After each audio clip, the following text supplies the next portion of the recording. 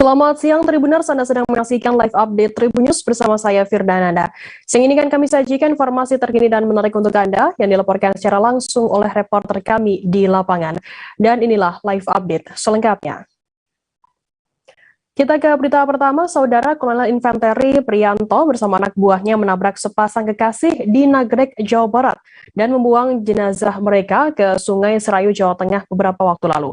Auditor Militer Tinggi Kolonel Wirdel Boy mengatakan terdakwa memiliki waktu selama 5 jam lebih untuk memberikan pertolongan kepada korban ke rumah sakit. Namun saat dimasukkan ke dalam mobil, para anggota TNI tersebut justru memiliki rencana membuang tubuh korban ke sungai. Informasi lebih lengkapnya akan disampaikan oleh rekan jurnalis kami dari wartakotalive.com, ada Miftahul Munir yang akan melaporkannya. Silakan rekan Munir.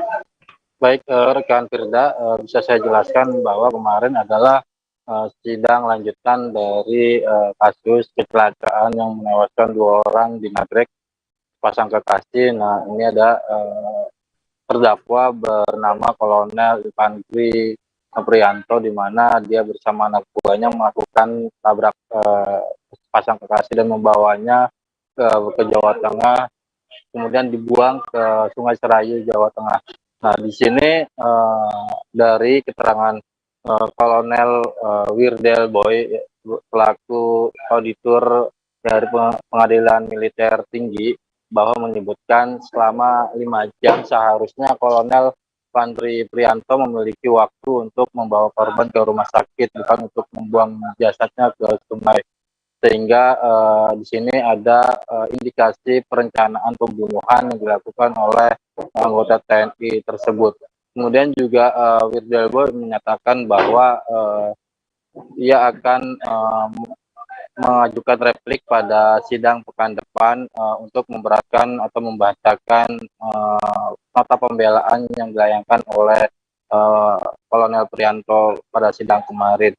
Nah, kemudian juga dari keterangan Wirdel Boy ini bahwa Kolonel Infanteri Prianto ini sudah lama berdinas di keanggotaan TNI, sehingga dengan masalah-masalah sepele seperti itu bisa diselesaikan dengan baik, bukan justru malah memperpanjang masalah dengan membuang jasad korban ke sungai. Begitu rekan Firda. Ya baik, terima kasih rekan jurnalis dari wartakotalive.com, Munir atas laporannya. Selamat bertugas kembali. Dan Tribuners, akan kami tampilkan wawancara yang tadi sudah diimbun oleh rekan Munir dari Auditor Militer Tinggi Kolonel Wirdel Boy. Berikut liputannya untuk Anda. Oh iya, yang mereka sampaikan adalah membantah terbuktinya pasal yang pertama, pembunuhan berencana, pasal kedua, pasal perampasan kemerdekaan. Sementara untuk pasal 181 pembuang mayat kan tadi diakui.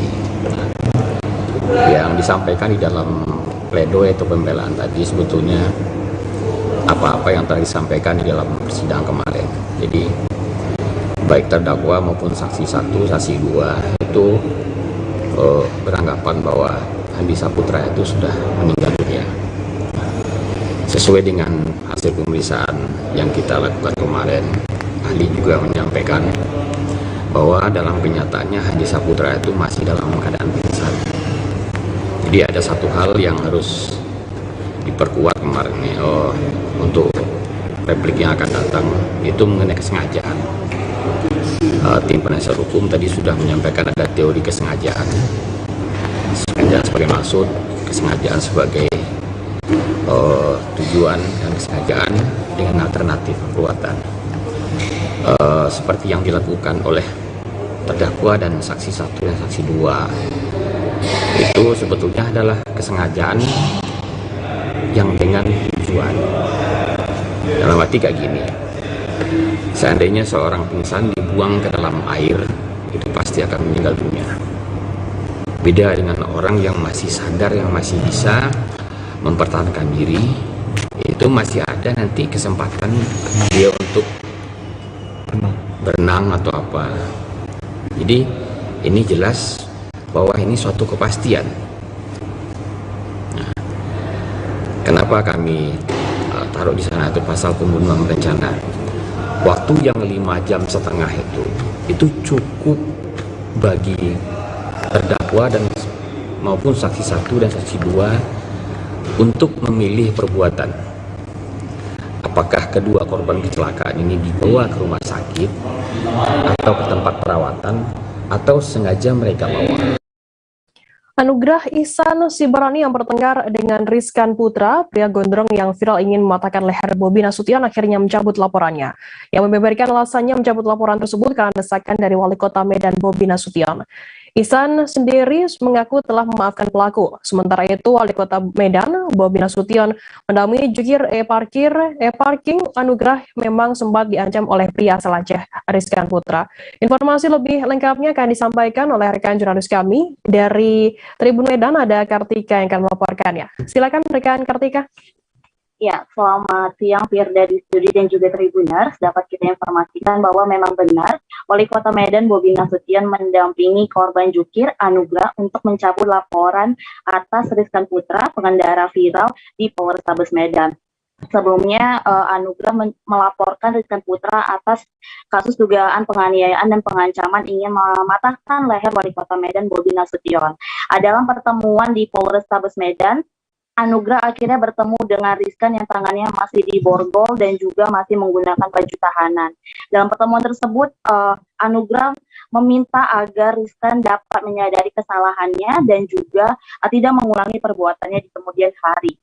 Dan kemudian Rizkan juga menyambut hal tersebut dengan meminta maaf kepada seluruh pihak, termasuk Anugrah dan juga Wali Kota Medan Bobi Nasution, dan dia juga mengatakan bahwa dirinya saat ini sudah mengerti bagaimana menggunakan e-parking di Kota Medan.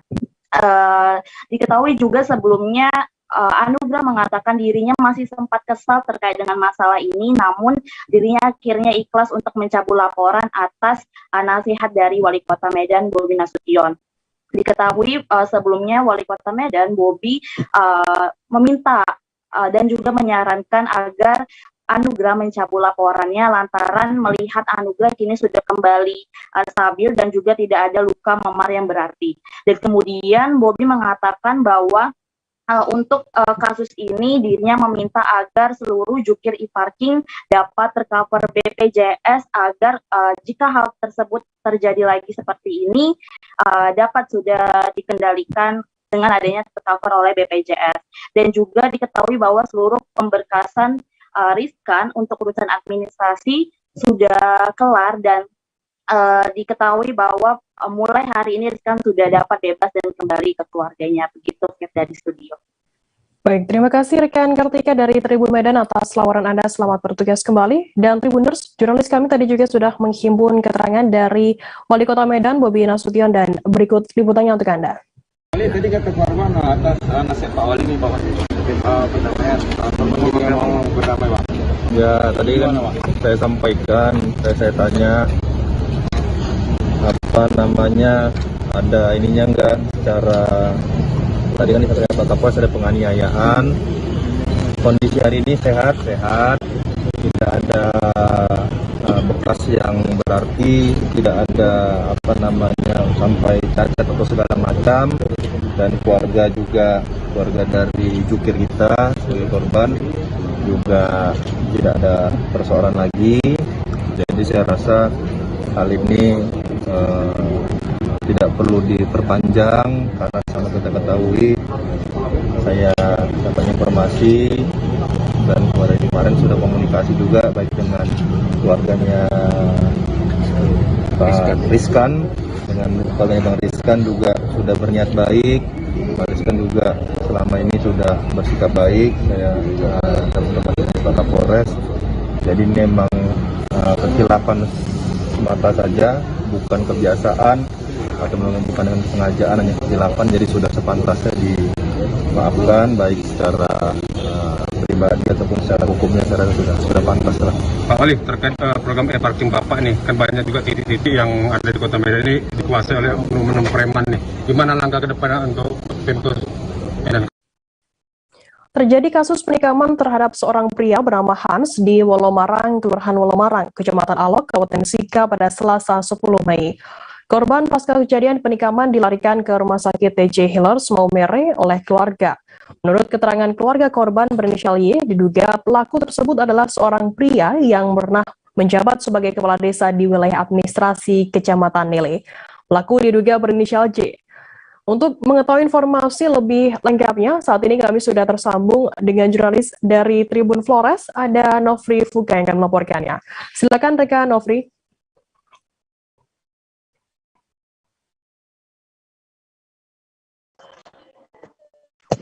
Baik, selamat siang.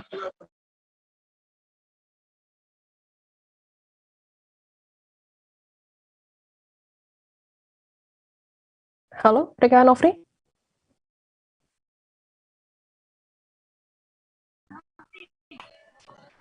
Rekan Nofri bisa mendengar kami dari studio? Selamat siang, rekan Firna. Ya. Sebelumnya minta maaf karena jaringannya agak bermasalah.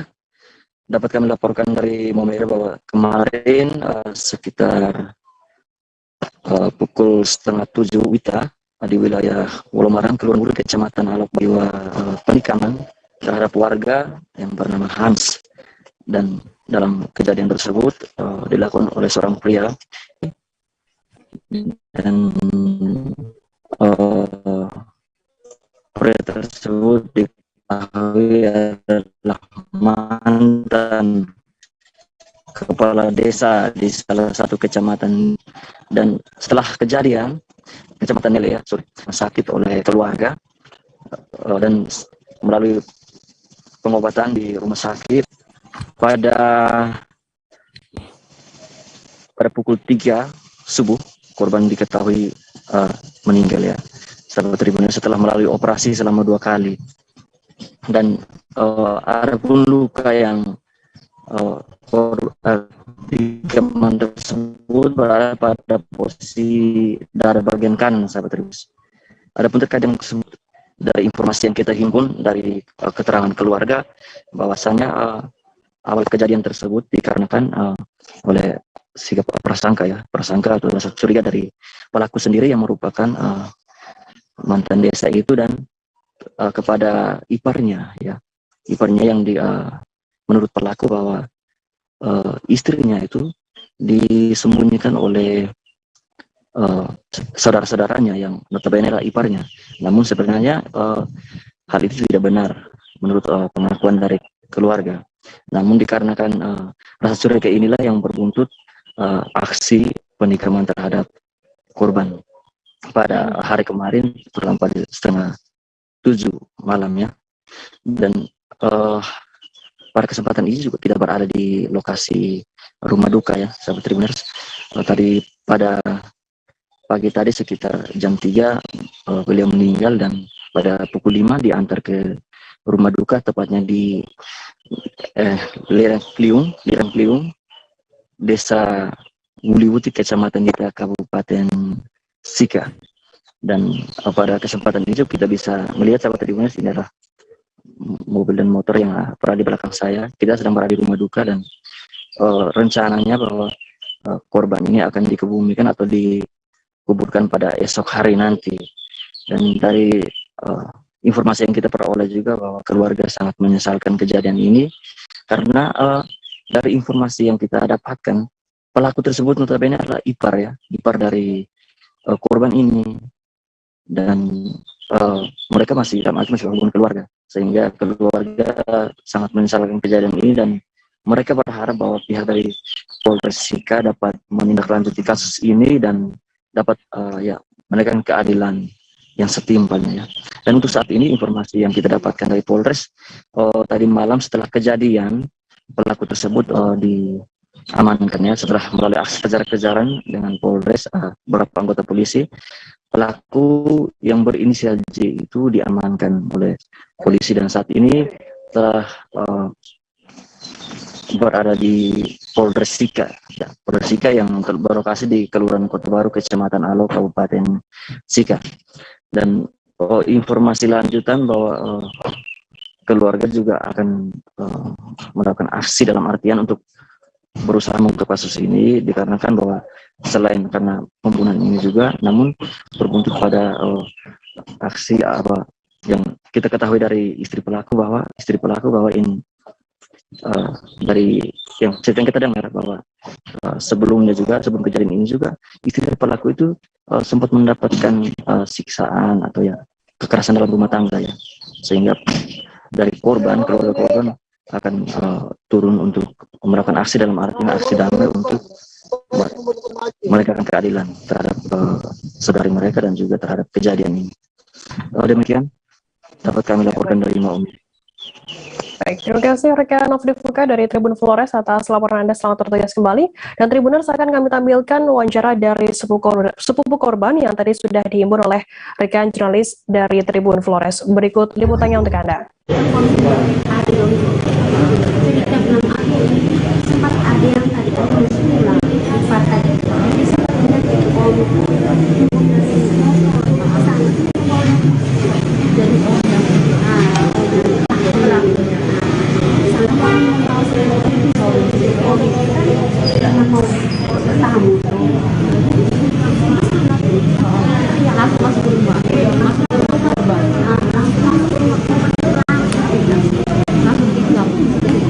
jadi waktunya jam jam 10 itu lah, atau jam 6 jam setengah 7 sudah malam hari. Saya pas pulang itu pas jam 7 tadi, sekitar setengah 7 setelah kejadian itu. Setelah itu dia bangun, dia sempat bangun dulu, langsung keluar. Saya pun dengar cerita dari kakak, dia langsung lari, langsung sempat yang korbannya sempat bilang saya lalu sempat lihat tiba-tiba posisi istrinya itu dalam rumah tapi di belakang dapur. Nah, korbannya duduk di depan ruang posisinya dia tidur kayak di ada istrinya kan salon, ada kayak perintah gitu, tapi menghadapnya ke sana bukan ke pintu, jadi di belakang. Jadi dia masuk langsung dari belakang korban. Jadi pas sempat dia lari pun ini sempat keluar langsung lihat ini dia. Jadi itu pasti yakin dia juga. Warga Kafling Lama RT 3 RW 8 Kelurahan Seilekop, Sagulung pada Minggu 8 Mei digegerkan dengan penemuan mayat seorang wanita ditemukan di dalam rumah. Kejadian tersebut sontak membuat warga Seilekop heboh dan keluarga korban pun histeris. Ketua RT 3 RW 8 Seilekop Paulus membenarkan kejadian tersebut. Informasi lebih lengkapnya akan disampaikan oleh rekan jurnalis kami dari Tribun Batam, ada Beres Lumbantobi yang akan melaporkannya. Silakan rekan Beres. Baik, selamat siang Tribuner, selamat siang rekan Firda.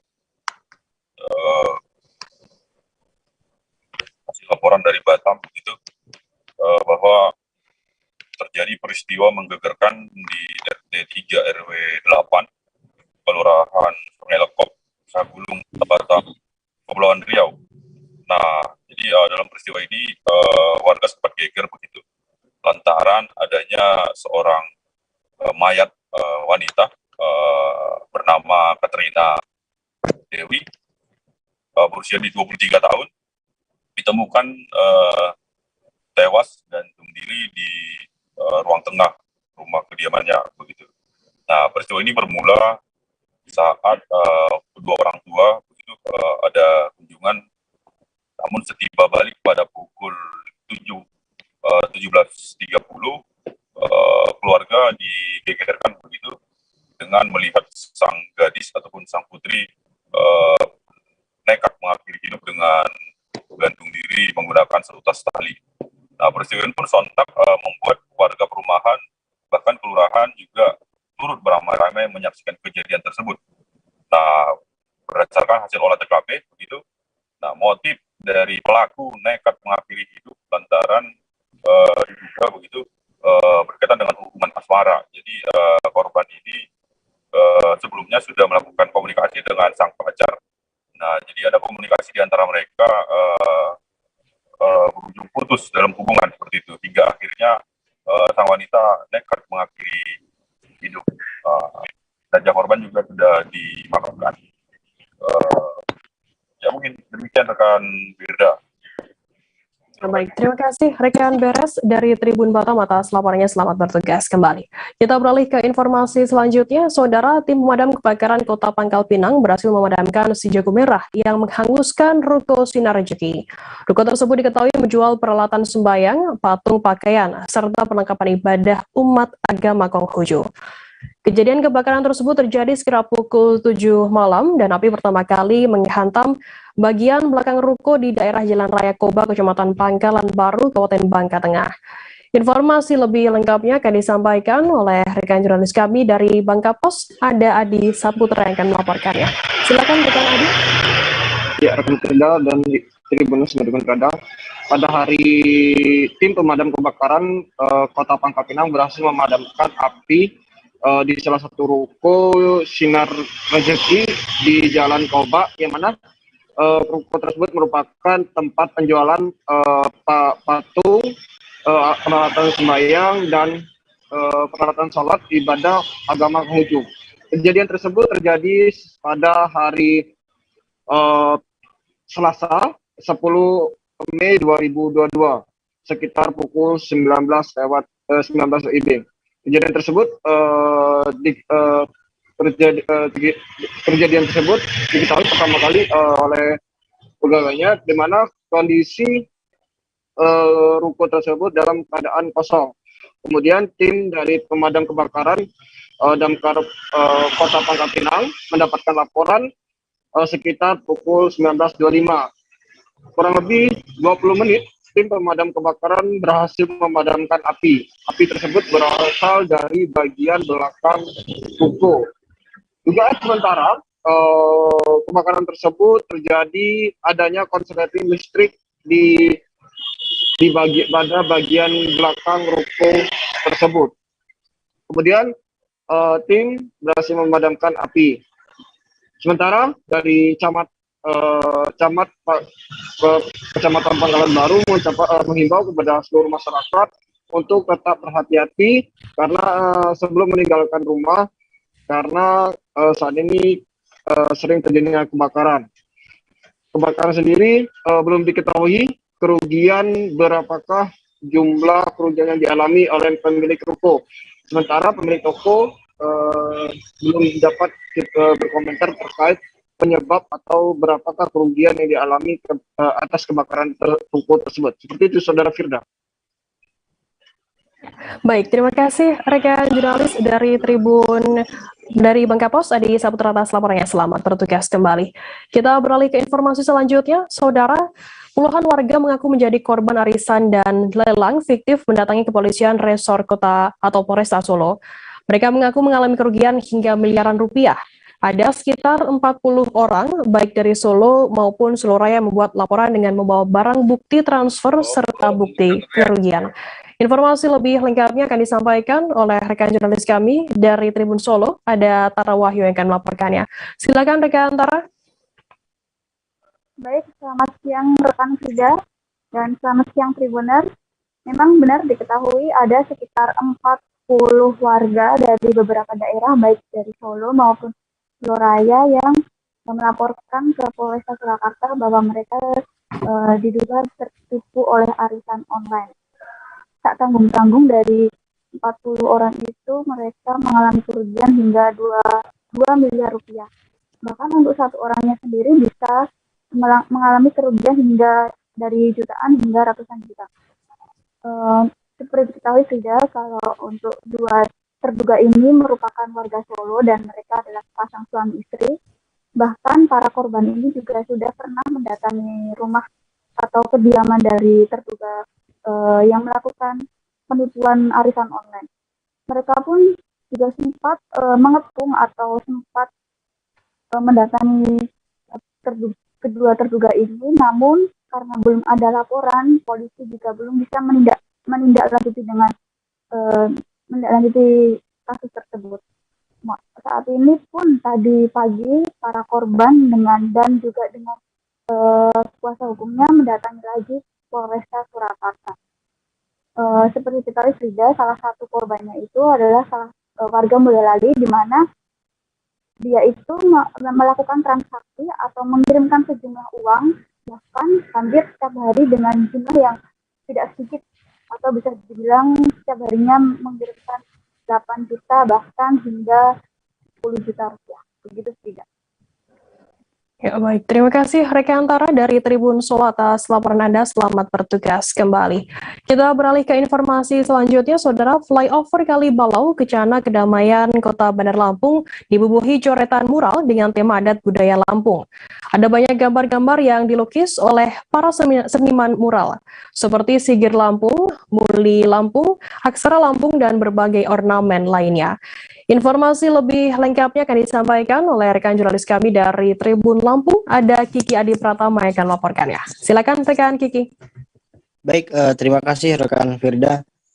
Jadi memang untuk flyover yang ada di Kota Bandar Lampung saat ini sudah banyak dilukis mural oleh para seniman mural yang memang bekerja sama dengan pemerintah Kota Bandar Lampung. Dan uniknya, memang untuk flyover yang ada di Kalibalau Kencana, Kota Bandar Lampung ini saat ini sedang dilukis mural dengan tema adat budaya Lampung. Dan di situ ada banyak adat budaya Lampung yang ditampilkan ataupun yang digambarkan oleh para seniman mural. Di antaranya ada busana Muli Lampung, Aksara Lampung, kemudian juga ada Siger Lampung, dan juga ada Gajah Lampung. Dan juga ada berbagai ornamen-ornamen lainnya. Nah, saat ini memang sudah ada 6 flyover dari 11 flyover yang ada di Kota Bandar Lampung yang sudah mural oleh seniman Lampung. Nah, itu dilakukan sebagai bentuk untuk mempercantik Kota Bandar Lampung sesuai dengan keinginan daripada pemerintah Kota Bandar Lampung di bawah kepemimpinan Ibu Wali Kota Bandar Lampung, Ibu Eva Duyana. Begitu rekan Firda. Baik, terima kasih rekan Kiki dari Tribun Lampung atas laporan Anda. Selamat bertugas kembali. Kita beralih ke Jambi, Saudara. Seorang personil Resmob Polda Jambi dilarikan ke Rumah Sakit Raden Matahir Jambi seusai berduel dengan jambret di kawasan Danau Teluk Jambi seberang pada Selasa 10 Mei. Di Reskrimum Polda Jambi, Kombes Pol Kaswandi Irwan mengatakan personil yang mengalami luka tombak yakni Kanit Resmob Polda Jambi AKP Silain. Informasi lebih lengkapnya terkait hal ini akan disampaikan oleh rekan jurnalis kami dari Tribun Jambi, ada Aryo Tondang yang akan melaporkannya. Silakan rekan Aryo. Baik, terima kasih Firda dan Tribuners. Kami informasikan memang baru saja Jambi dihebohkan dengan aksi penggerebekan seorang residivis jambret yang juga merupakan spesialis jambret di Provinsi Jambi, di mana pada penggerebekan ini seperti disebutkan di awal, Firda, satu orang personil Resmob, yaitu Kanit Resmob Polda Jambi, AKP Selain mengalami luka tombak, di mana bagian perut sebelah kiri ditikam pelaku menggunakan tombak seukuran 1 meter lebih begitu. Kemudian di Reskrim Polda Jambi, maksudnya Firda, dalam kejadian ini menjelaskan bahwasanya sebelum melakukan penggerebekan, pelaku sudah mengetahui kedatangan daripada petugas. Merasa terkepung, kemudian pelaku sempat mengancam dari dalam rumah dengan mengeluarkan perkataan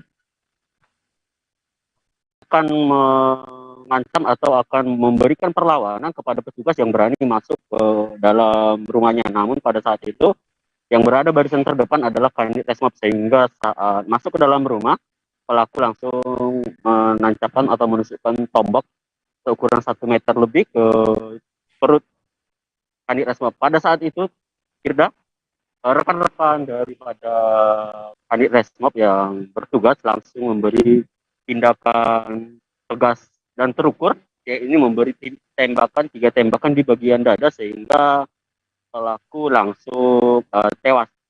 Namun setelah itu pelaku langsung dievakuasi ke Rumah Sakit Bayangkara, sementara untuk Kanit Resmob sendiri itu dievakuasi ke Rumah Sakit Raden Matahir. Keterangan warga sekitar kita sempat coba telusuri, Firda, di mana pada kejadian ini terjadi saat maghrib, saat masyarakat akan melaksanakan sholat maghrib. Saat itu masyarakat langsung mendengar letusan tembakan tidak terhitung. Mereka heboh dan sempat membuat masyarakat ketakutan. Nah, pada saat itu mereka melihat ada sejumlah mobil kepolisian bergerak cepat membawa Kanit Resmob ini untuk dibawa ke Rumah Sakit Raden Matahir. Nah, kemudian juga informasi Firda, update terbarunya bahwasanya saat ini Kanit Resmob sudah sadarkan diri setelah mendapat operasi di Rumah Sakit Raden Matahir dan saat ini dirujuk ke Rumah Sakit Bayangkara dan mendapat perawatan lebih intensif. Begitu Firda, mungkin itu yang bisa saya informasikan. Untuk update berikutnya kita informasikan kembali. Begitu Firda. Baik, terima kasih rekan Aryo dari Tribun Jambi atas laporannya. Selamat bertugas kembali. Tribuners, akan kami tampilkan wawancara dari Ditreskrimum Polda Jambi Kombes Pol Kaswandi Irwan. Berikut liputannya untuk Anda. Kasus curas dan curat yang mengakibatkan juga salah satu anggota kami Kanit Resmob, akbp selain mengalami luka tusuk tombak ya di bagian perut sebelah kiri. Jadi rekan sekalian sekitar jam 18.00, jadi tim Resmob Polda Jambi bergabung dengan Ofnal Polresta Jambi, kemudian juga Ofnal Polres Batanghari dan Polres Muara Jambi melakukan penyelidikan terhadap pelaku DPO. Jadi ada 11 TKP, ya, ada 6 TKP curas berada di Polres Batanghari, kemudian ada 2 TKP di Polresta Jambi, 1 curas dan 1 curat, kemudian ada 3 di Polres Muara Jambi. Tim berhasil menemukan keberadaan pelaku. Jadi pelaku itu diketahui berada di rumahnya, yaitu di daerah Kelurahan Pasir, Tanjung Pasir, ya, Tanjung Pasir. Nah, sehingga tim yang langsung dipimpin oleh Kanit Resmob melakukan upaya penangkapan. Itu di TKP, ya, di TKP keberadaan petugas sudah diketahui oleh pelaku. Pelaku sempat mengeluarkan teriakan bahwa silakan kalian tangkap saya sudah siap, saya akan melakukan perlawanan. Sehingga tim mengepung rumah pelaku, dan kebetulan yang Kanit Resmob akbp selain ini berada di bagian depan, masuk bagian depan, kemudian di dalam rumah itu tiba-tiba akbp selain ini ditusuk dengan menggunakan tombak lebih kurang 130 cm, 1 meter. Menteri BUMN Erick Thohir mengunjungi operasi pasar murah minyak goreng dan gula pasir di PTPN 7. Menteri BUMN Erick melihat langsung operasi pasar tersebut bersama Gubernur Lampung Arinal Junaidi. Operasi pasar yang digelar di PTPN ini merupakan operasi pasar murah kedua yang diadakan oleh BUMN di Lampung. Informasi lebih lengkapnya akan disampaikan oleh rekan jurnalis kami dari Tribun Lampung, ada Bayu Saputra yang akan melaporkannya. Silakan rekan Bayu. Iya, selamat siang rekan Firda dan Tribuners. Untuk kesekian kalinya Bapak Erick Thohir, Menteri BUMN yang juga putra daerah asal Lampung, kembali mengunjungi Provinsi Lampung ataupun kota kelahirannya. Pada momen kemarin, Bapak Erick Thohir bersama Bapak Gubernur Lampung, Bapak Arinal Junaidi, mengunjungi stand dan melihat langsung operasi pasar murah yang diadakan oleh PTPN 7. Nah, PTPN 7 ini merupakan anak perusahaan dari BUMN yang bergerak di bidang gula dan sebagainya. Nah, Bapak Erick Thohir sendiri menjelaskan bahwasannya dengan adanya pasar murah ini besar harapan BUMN memberikan bantuan-bantuan dengan harga-harga yang ditawarkan oleh BUMN dengan harga yang cukup murah. Apalagi di situasi pasca Lebaran ini yang kita ketahui akan banyaknya melonjak harga-harga pakan. Dan untuk itu makanya Bapak Erick Thohir langsung terjun ke Lampung untuk melihat bagaimana situasi kondisi pangan di Lampung. Nah, dijelaskan oleh Bapak Erick Thohir sendiri bahwasannya ini merupakan langkah untuk membantu kebutuhan masyarakat demi mendapatkan akses bahan pangan seperti minyak goreng dan gula pasir dengan harga yang cukup murah. Nah, Bapak Erick Thohir juga menjelaskan bahwasannya ini bukti nyata bahwasannya BUMN itu hadir untuk masyarakat dan untuk membantu masyarakat, terutama untuk memastikan jika pasar sedang tak seimbang maka dilakukannya intervensi yakni melalui operasi pasar tersebut. Nah, ditambahkan oleh Bapak Gubernur Lampung, Bapak Adil Junaidi, bahwasannya beliau sangat mengapresiasi atas langkah dari BUMN untuk memberikan stimulan-stimulan agar harga-harga yang komoditi seperti bahan pangan bisa intervensi. Begitu rekan Firda. Ya, baik. Terima kasih rekan Bayu Saputra dari Tribun Lampung atas laporan Anda. Selamat bertugas kembali. Kita beralih ke informasi selanjutnya, Saudara. 8 rumah dinas atau asrama tentara milik Pusdikjas Kodiklat TNI AD Cimahi hangus terbakar di Jalan Sukimun, Kelurahan Baros, Kecamatan Cimahi Tengah, Kota Cimahi pada Selasa 10 Mei. Komandan Regu Pemadam Kebakaran Kota Cimahi Jayusman mengatakan, kebakaran bermula saat api yang berada di bagian atas rumah merembet langsung ke seluruh rumah. Informasi lebih lengkapnya akan disampaikan oleh rekan jurnalis kami dari Tribun Jabar. Ada Deanza Pahlevi yang akan melaporkannya. Silakan rekan Deanza. Baik Firda dan Tribuners, dapat saya laporkan kebakaran yang terjadi di 8 rumah dinas milik Pusdikjas atau Pusat Pendidikan Jasmani Kodiklat TNI AD Cimahi terjadi terbakar pada kemarin atau Selasa siang pada pukul 12.10. di mana damkar Kota Cimahi tiba di lokasi tersebut sekitar pukul 12.40. Adapun kebakaran bergulat ketika api terlihat di salah satu rumah yang berada di atap dan lalu merembet ke seluruh bagian rumah, yang dimana 8 rumah tersebut satu atap, jadi tergabung hanya dipisahkan oleh tembok. Dan damkar Kota Cimahi melaksanakan pemadaman sekitar dalam waktu 2,5 jam, di mana saat itu damkar kesulitan karena api yang cepat membesar dan merembet ke rumah lainnya. Adapun kerugian yang terjadi karena akibat kebakaran tersebut mencapai 900 juta. 500 juta merupakan kerugian bangunan dan 400 juta merupakan kerugian untuk barang. Sedangkan pada kejadian tersebut tidak ada korban jiwa, namun hingga kini para korban yang mengalami rumahnya terbakar saat ini mengungsi ke rumah dinas lainnya. Seperti itu, Fir, yang dapat saya laporkan. Ya, baik. Terima kasih rekan Deanza dari Tribun Jabar atas laporan Anda. Selamat bertugas kembali. Kita beralih ke informasi selanjutnya, Saudara. Sepasang pengantin di Kabupaten Sintang, Kalimantan Barat harus terpaksa menggelar resepsi pernikahan di tengah kepungan banjir. Resepsi berjalan lancar meski panggung resepsi terendam air luapan Sungai Kayan dan Tebidah. Resepsi pernikahan di tengah kepungan banjir tersebut terjadi di Kecamatan Kayan Hulu Sintang. Informasi lebih lengkapnya akan disampaikan oleh rekan jurnalis kami dari Tribun Pontianak, ada Agus Pujianto yang akan melaporkannya. Silakan rekan Agus. Baik, rekan Firda dan juga Tribun, dimanapun Anda berada, benar sekali pada beberapa waktu lalu, sepasang pengantin di Kecamatan Kabupaten Sintang, Kalimantan Barat, terpaksa harus menggelar resepsi pernikahan di tengah kepungan banjir, karena kecamatan tersebut pada hari Senin itu dilanda banjir akibat luapan Sungai Tebidah dan juga Sungai Kayan. Resepsi panggungnya itu lebih dari mata kaki orang dewasa terendam banjir, dan sebagian tamu undangan juga terpaksa harus menggunakan sampah.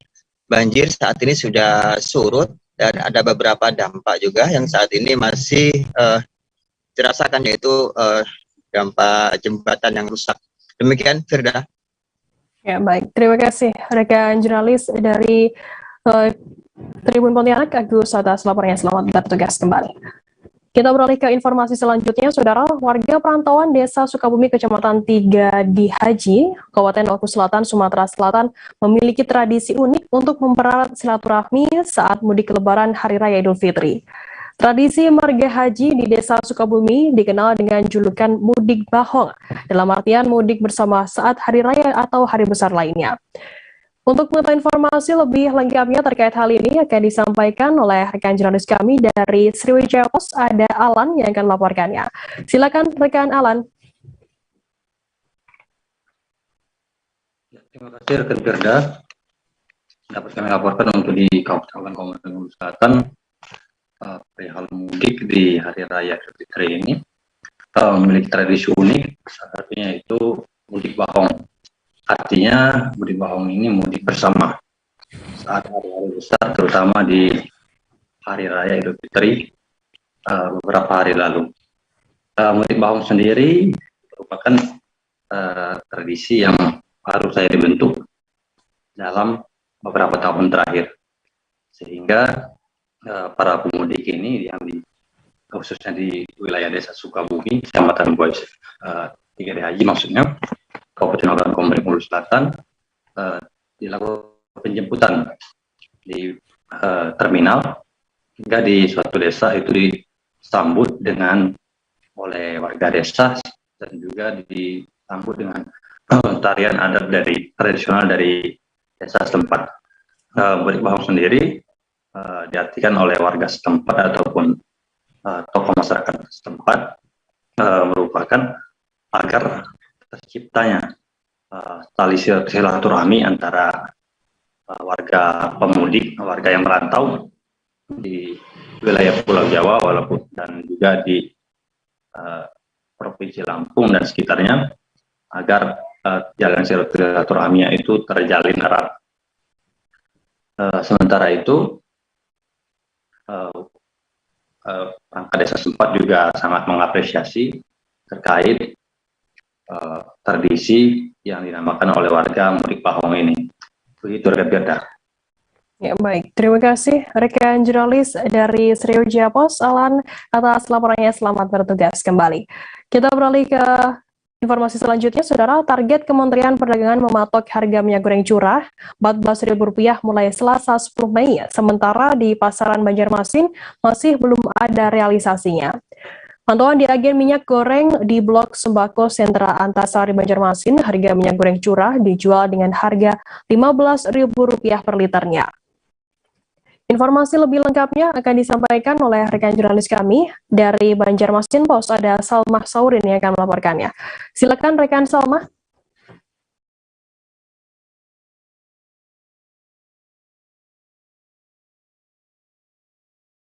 Rekan Salma.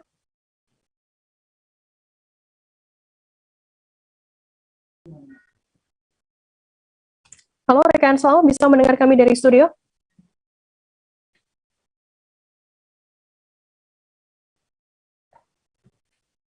Halo, rekan Salma?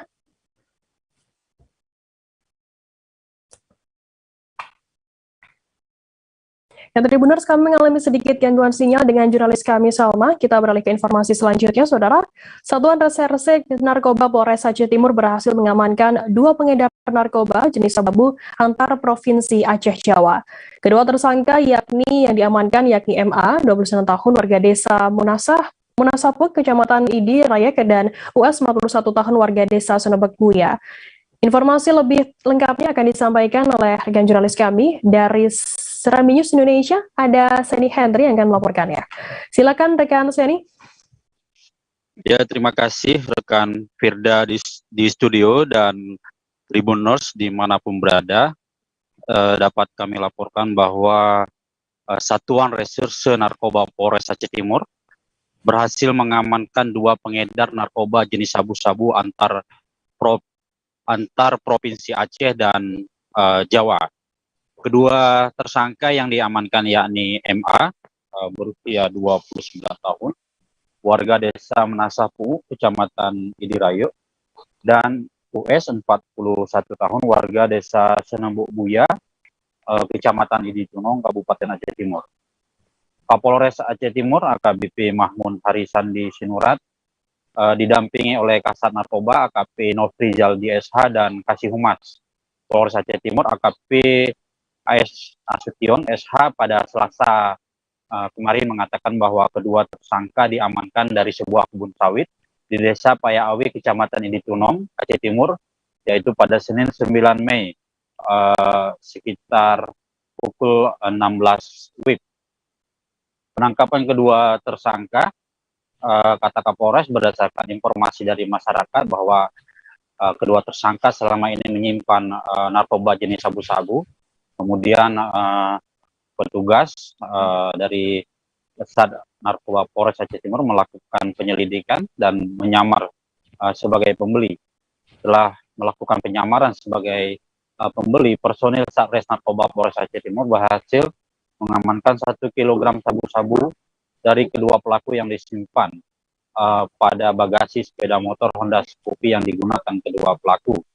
Menurut Kapolres, kedua pelaku diduga kuat sebagai pengedar narkoba lintas antar provinsi Aceh Jawa, di mana kedua pelaku diduga sebelumnya juga sudah pernah mengirimkan narkoba ke Pulau Jawa menggunakan mobil Avanza pada Hari Raya Idul Fitri lalu. Saat ini kedua pelaku sudah diamankan di Mapolres Aceh Timur untuk proses hukum lebih lanjut.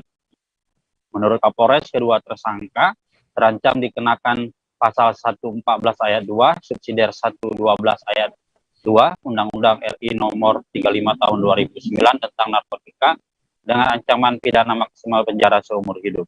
Demikian rekan Firda di studio. Baik, terima kasih rekan Seni Hendri dari Tsunami News Indonesia atas laporannya. Selamat bertugas kembali. Dan Tribuners akan kami tampilkan wawancara yang tadi sudah dihimpun oleh rekan Seni Hendri dari Kapolres Aceh Timur AKBP Mahmun Harisadi Sinurat. Berikut liputannya untuk Anda.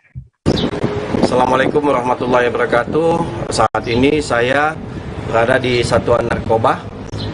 Kita, para penyidik kita kemarin hari Senin sekira pukul 16 berhasil mengungkap sindikat narkoba jenis sabu-sabu.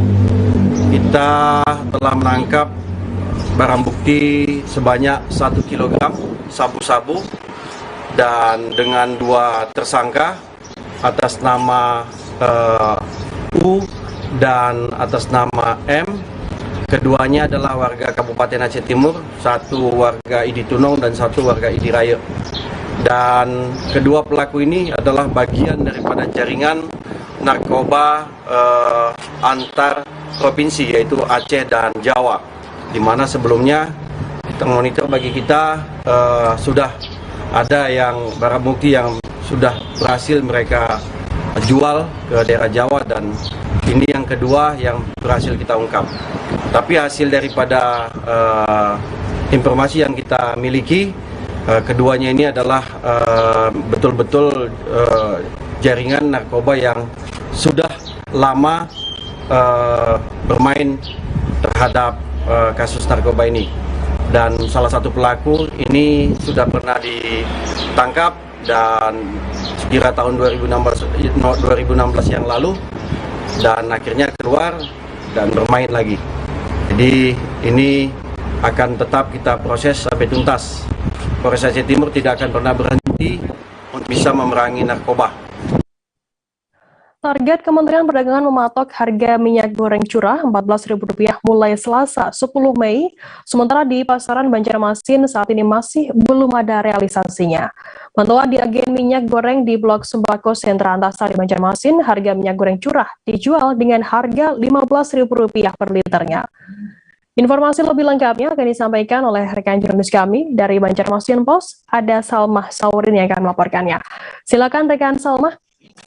Baik rekan Firda, dari hasil pantauan kemarin bahwa harga minyak goreng curah di pasaran Banjarmasin, Sentra Antasari masih belum ada realisasi dengan harga diharapkan oleh di Kementerian Perdagangan 14.000 per liter.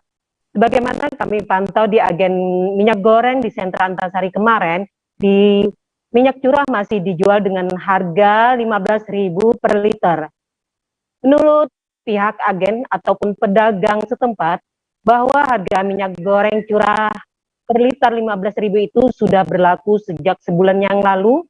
Sebelum Lebaran, mereka sudah menjual dengan harga Rp15.000 per liter. Dikatakan pula bahwa minyak goreng curah dalam seharinya keperluannya sangat besar sekali, atau dalam satu toko ada bisa sampai 2 drum atau dalam literan 400 liter. Harapan para konsumen baik itu pedagang maupun ibu rumah tangga bahwa harga minyak goreng benar-benar bisa terrealisasikan dengan harga sesuai rencana pemerintah. Namun kenyataan di lapangan, terlebih lagi minyak kemasan, untuk minyak curah memang bisa didapatkan dengan harga 15.000 per liter, sementara minyak goreng kemasan masih bertengger pada harga 24.000 per liternya. Dan demikian laporan dari saya sama Sorin. Ya, baik. Terima kasih rekan Salma Saurin dari Banjarmasin Pos atas laporan Anda. Selamat bertugas kembali. Dan Tribuners akan kami tampilkan wawancara yang tadi sudah dihimpun oleh rekan Salma dari agen karyawan di toko minyak goreng di Sentra Antasari bernama Atul. Berikut liputannya untuk Anda. Harga 15.000 per liternya. Sudah kapan? Sekitar sebulan yang lalu. Waduh, sudah 1 bulan yang lalu ya. Tapi untuk yang kemasan gimana? Kalau kemasan masih sama, harganya 24 per liternya. Per liter. Jadi tidak ada informasi terakhir untuk harga kemasan ada penurunan belum? Belum ada. Berarti untuk masih minyak curah ya? Iya. Tapi 1 bulan yang lalu? Iya, 1 bulan yang lalu. Ini ada informasi baru lagi bahwa bakal akan terjadi penurun lagi 14.000 per liter. Bagaimana tanggapannya, Mbak? Tanggapannya gimana kalau ada penurunan lagi?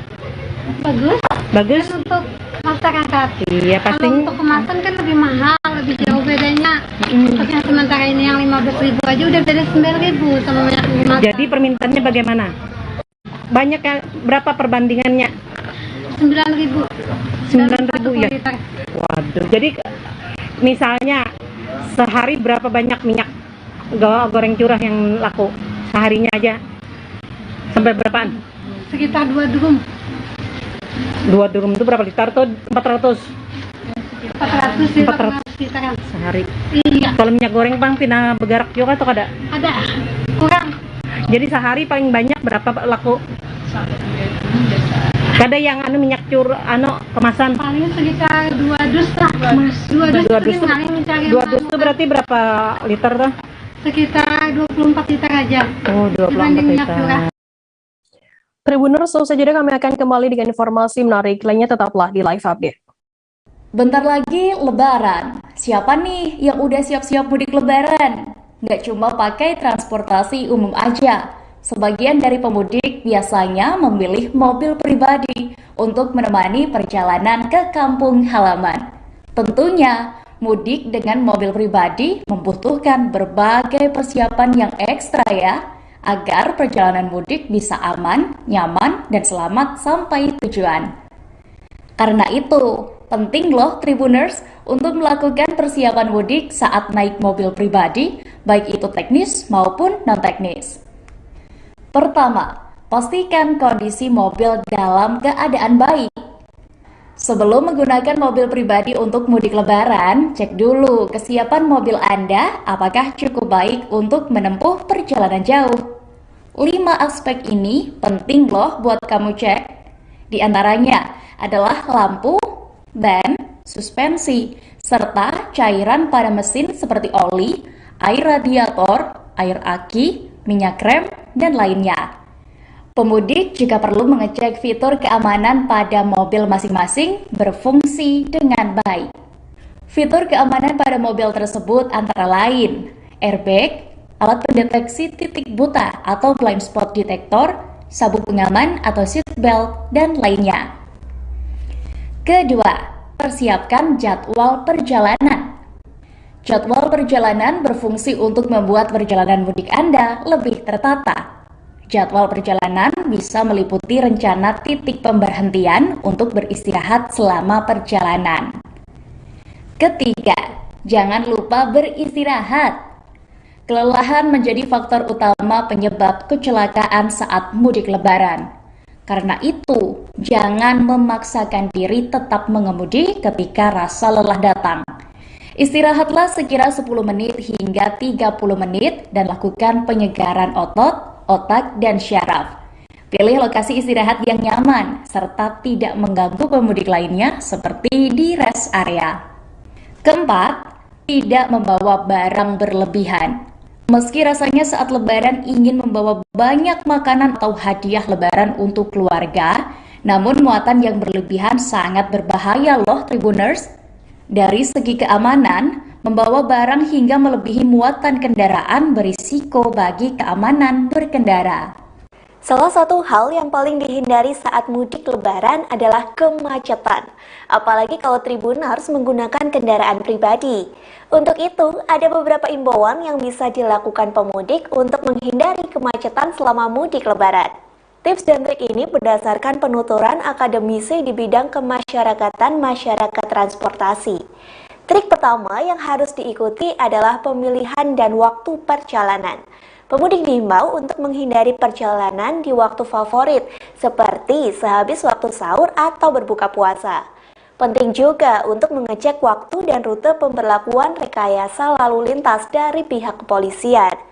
Pemudik juga harus selalu memperbaharui informasi lalin, contohnya melalui kanal resmi Jasa Marga seperti aplikasi Trevoy, Twitter, call center 14080.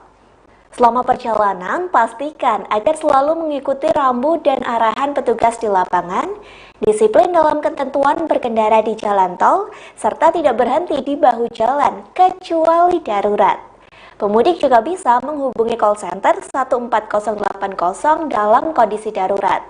Dianjurkan juga untuk menggunakan fasilitas top up saldo di rest area, serta menghindari top up di gerbang tol, sebab sejumlah rest area yang terbangun di sepanjang jalan tol tidak akan mampu menerima semua pengguna untuk beristirahat. Pilihannya adalah harus mengantri masuk rest area di jalan tol atau mencari yang ada di luar infrastruktur konektivitas. Sejumlah aturan yang harus dipatuhi selama di rest area jalan tol, seperti menggunakan rest area selama 30 menit. Kemudian dianjurkan untuk take away makanan, selalu menerapkan protokol kesehatan dan menjaga kebersihan rest area. Mudik Lebaran mending malam atau siang hari ya? Awas saja pertimbangan resikonya. Musim mudik Lebaran kali ini banyak dipakai masyarakat untuk kembali ke kampung halaman. Tak jarang beberapa dari mereka memilih untuk menggunakan kendaraan pribadi baik motor maupun mobil. Banyak juga yang memilih untuk mudik Lebaran di siang hari. Terima kasih Anda masih bersama kami di live update. Kita beralih ke informasi selanjutnya, Saudara.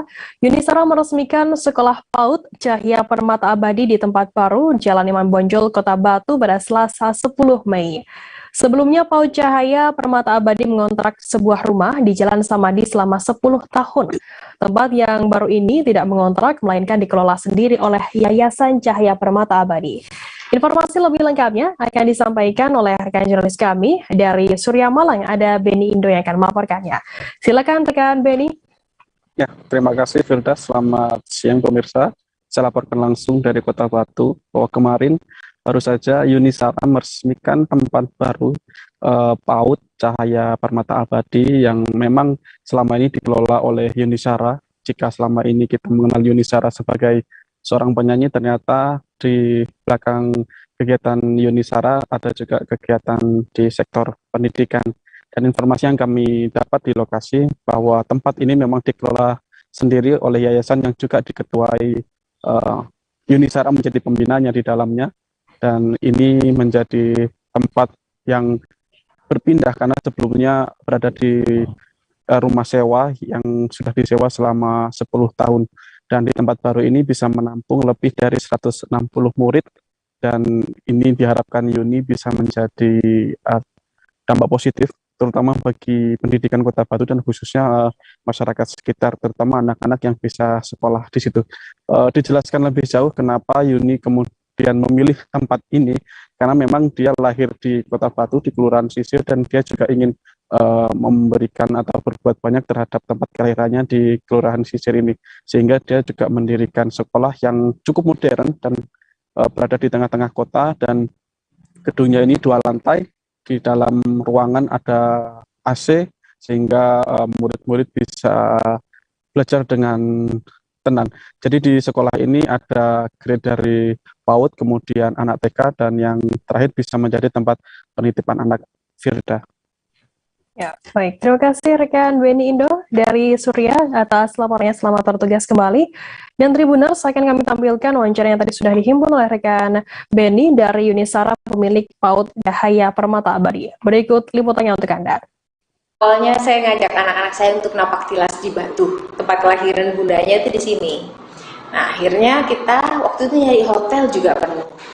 Akhirnya kita dapat rumah sewaan gitu, di situ yang bisa tinggal. Jalan Sare. Terus kita pamitan sama Bu Anggun ternyata ngajarnya plafonnya udah mau jatuh gitu. Terus ini ada sekolah tak bubar, yang gini-gini.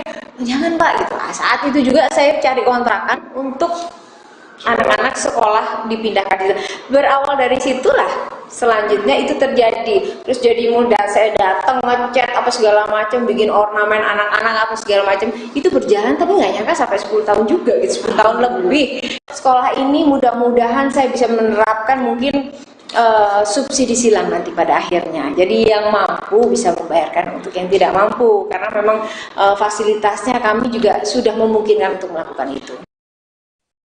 Belakangan virus penyakit mulut dan kuku atau PMK membuat tidur peternak sapi menjadi tak nyenyak. Berdasarkan informasi yang beredar, kasus PMK sendiri telah menyerang ribuan hewan ternak di Jawa. Tak terhitung beberapa ekor sapi yang tewas akibat virus tersebut. Akibatnya peternak sapi memutuskan untuk menghentikan suplai sapi dari Jawa untuk memutus rantai penyebaran virus PMK. Informasi lebih lengkapnya akan disampaikan oleh rekan jurnalis kami dari Tribun Kaltim, ada Muhammad Zain yang akan melaporkannya. Silakan rekan Zain. Baik, selamat siang, Firda. Jadi seperti disampaikan dari wilayah Balikpapan sendiri, beberapa peternak sapi memutuskan untuk menghentikan suplai ternak, khususnya sapi dan kambing dari wilayah Pulau Jawa, terutama dari Provinsi Jawa Timur yang belakangan ini ditetapkan sebagai wabah untuk virus PMK tersebut. Salah satu peternak, Muhammad Abdul, mengatakan bahwa dia sudah memesan kurang lebih ada 30 ekor sapi jenis limosin yang terpaksa ditahan di kawasan Pulau Jawa. Nah, dan dia sementara ini belum merasa rugi karena memang masih ada stok sapi yang bisa diperdagangkan. Namun sampai waktunya nanti apabila memang terpaksa dia harus mendatangkan sapi, kemungkinan dia akan memilih jalur alternatif, yaitu mendatangkan ternak sapi dari Sulawesi ataupun melalui dari NTT atau Nusa Tenggara Timur.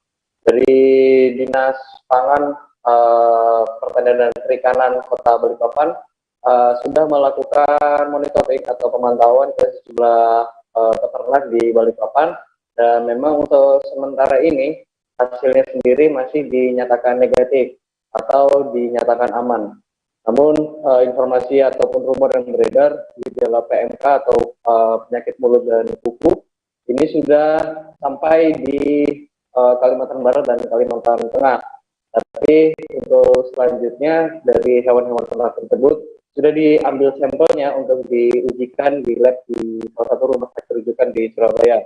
Nantinya dari hasil pengujian tersebut akan dilakukan pengambilan kesimpulan apakah memang virus PMK sudah masuk ke wilayah Kalimantan atau belum.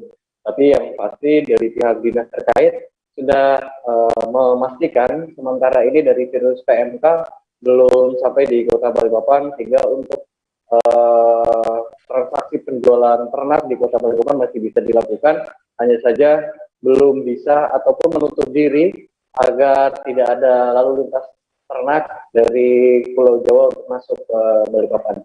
Demikian kita yang bisa dilaporkan. Ya baik, terima kasih rekan Muhammad Zain dari Tribun Kaltim atas laporannya. Selamat bertugas kembali. Tribuners, akan kami tampilkan wawancara yang tadi sudah diimbun oleh rekan Zain dari seorang peternak bernama Muhammad Abduh. Berikut liputannya untuk Anda.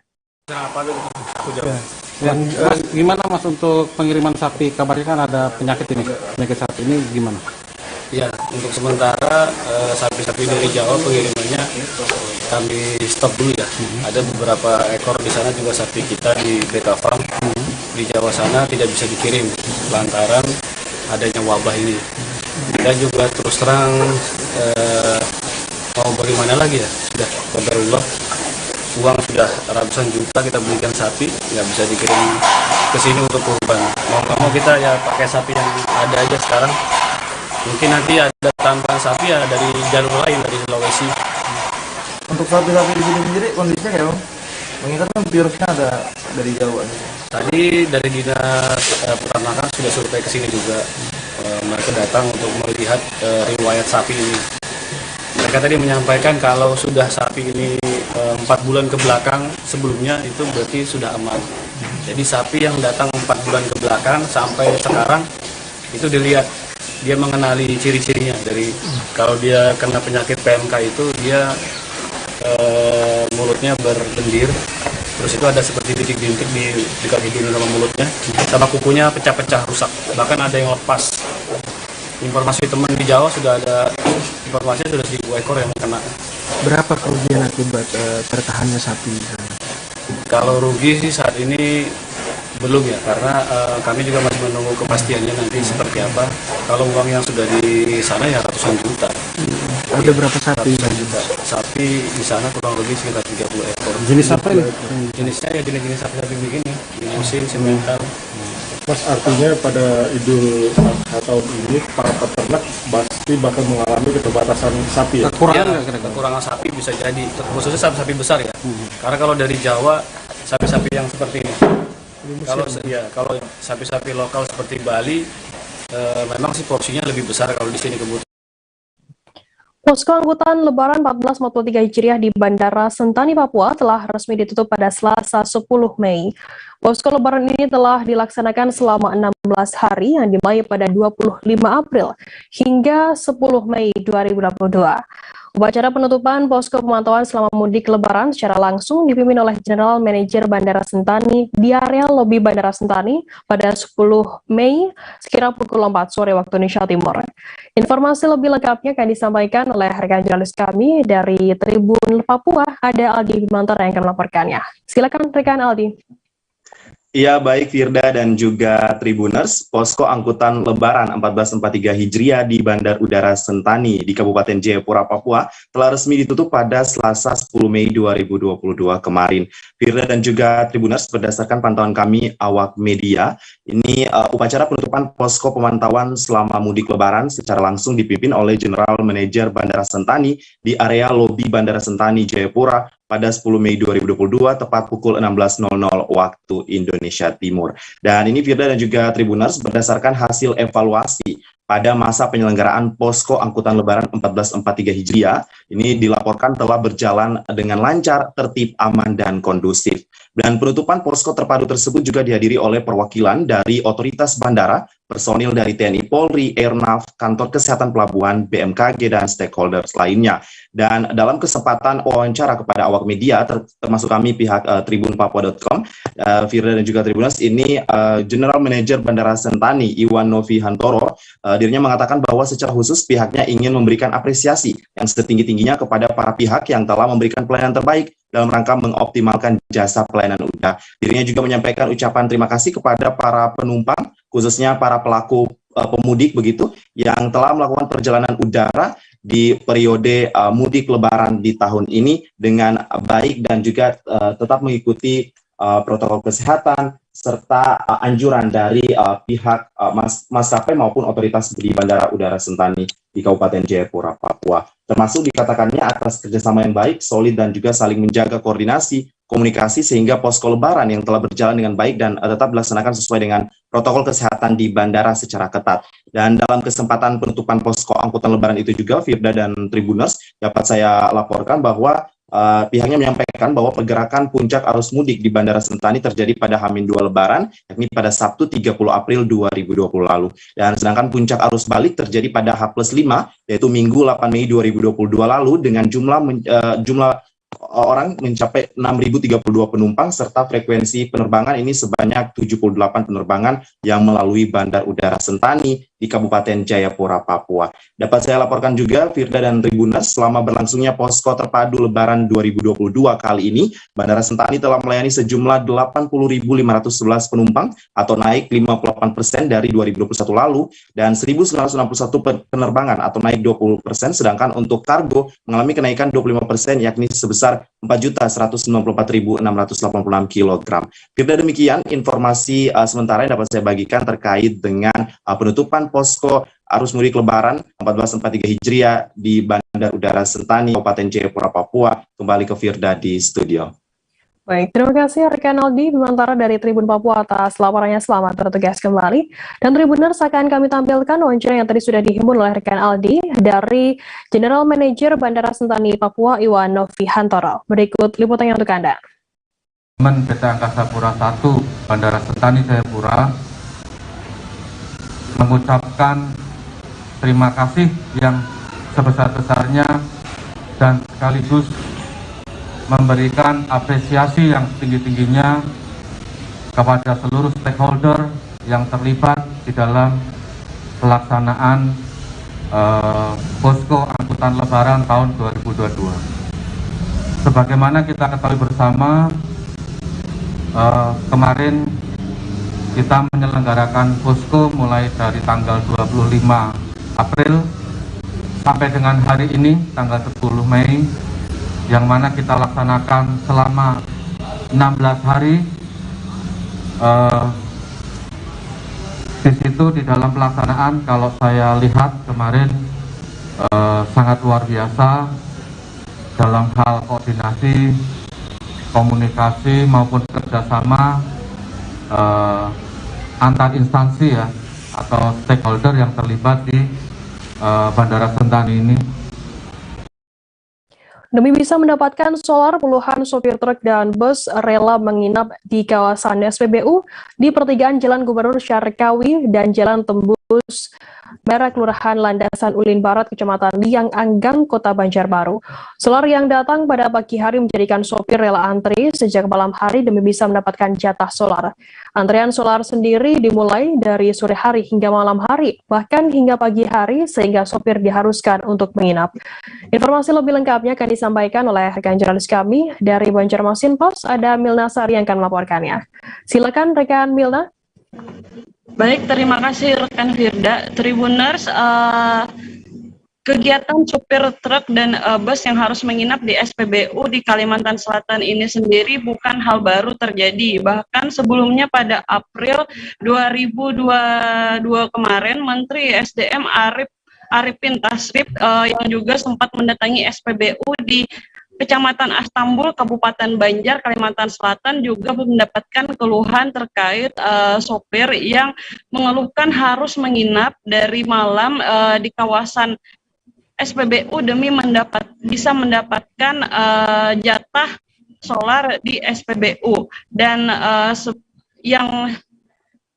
berdasarkan pantauan saya sendiri di SPBU di pertigaan Jalan Gubernur Syarikawi dan Jalan Tembus Bandara Syamsudirnur di Kelurahan Landasan Ulin Barat, Kecamatan Liang Anggang, Kota Banjarbaru, antrian sopir yang harus menginap dari sore hari hingga pagi hari memang terjadi setiap hari agar bisa mendapatkan solar yang biasanya ada pada pagi hari.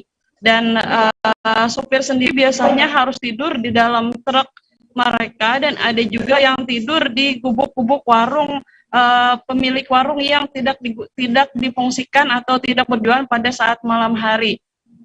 Dan untuk pasokan pasokan solar sendiri sebelumnya dari Menteri SDM Arifin Tasrif juga menjanjikan akan menambahkan pasokan solar ke SPBU, namun antrian dari sopir bus dan juga sopir truk di Kalimantan Selatan yang bahkan harus menginap demi mendapatkan solar masih terjadi. Begitu rekan Firda. Ya baik, terima kasih rekan Milna dari Banjarmasin Pos atas laporannya. Selamat bertugas kembali. Dan Tribuners, tadi jurnalis kami juga sudah menghimpun keterangan dari seorang sopir truk bernama Ohan. Berikut liputannya untuk Anda. Kalau kada nginap kan dapat solar, Pak? Jelas saya kada dapat solar. Nginap. Kalau besok dapat. Besok pagi berarti? Pagi. Dan ini dari mana, Pak? kami kak. Nggih. Kalau saya kan dari rumah. Dari Banjarmasin atau Iya, Banjarbaru? Banjarmasin. Oh, iya. Dan ini supir truk. Truk ada dam kayak merah tadi. Oh, truk dam merah, Pak. Iya. Lah, bawa apa biasanya, Pak? Macam-macam batu, tanah merah, pasir, Iya. batu gunung. Sudah seringkah nginap di sini, Pian, Pak? Iya, pokoknya seminggu 2-3 kali di sini. Habis minyak ke sini, habis Habis minyak ke sini, nginap terus, Pak. Rancak Pian, Pak? Nginap terus kada bisa, dah langsung datang dapat kada bisa. Oh, kalau bisa. Kalau bisa di sini. Oke. Lain kayak di lain. Kalau di lain tuh andak cuma kada dapat. Oh. Lansirannya banyak. Lansirannya banyak. Kalau di sini kan ada lansiran. Jadi Lansiran ada aja, cuma harus lantri juga kada boleh. Sini serobot kada bisa. Oke. Nah itu. Pian di sini nginapnya sorangan atau ada kawanan seperti truk lainnya juga? Di sini semua. Semua. Nginap ada semua. yang nginap juga, ada yang pulang. Cuma di sini kan ada jaga malamnya. Itu kalau teman-teman saya di belakang sana, nginep juga dia. Nginep juga. Oh, oke. Kada takut kah nginep di sini, Pak? Apa yang ditakutin? Yang penting dapat solar gitu, Pak lah. Harga normal gitu, Pak lah. Ini harga normal standar. Oke. Itu harga standar subsidi di sini. Pak siapa Pian, Pak tadi, Pak? Ohan. Pak Ohan. Nah, harapan Pian gimana, Pak, terkait solar ini, Pak? Sekira lancar aja ya, kalau mudah-mudahan lancar aja. Oke. Lansiran kan kada ada istilahnya kada kawah di sini deh. Dan kami bisa begawi ya, ada minyak dapat minyak kalau sekira kada bunga mungkin aja nah itu. Supaya kada nginap lagi, Pak lah. Kalau nginap terus capek, Pak. Kada bisa ngumpul keluarga berarti, Pak lah. Bukannya kada bisa, cuma kan di sini bisa aja ya, kita dapat minyak esok dapat. Kerja kita. Iya. Bisa 1 hari, 2 hari. Antri lagi. Iya. Jadi bisa 3 kali seminggu, Pak lah, antri di sini. 3 kali seminggu.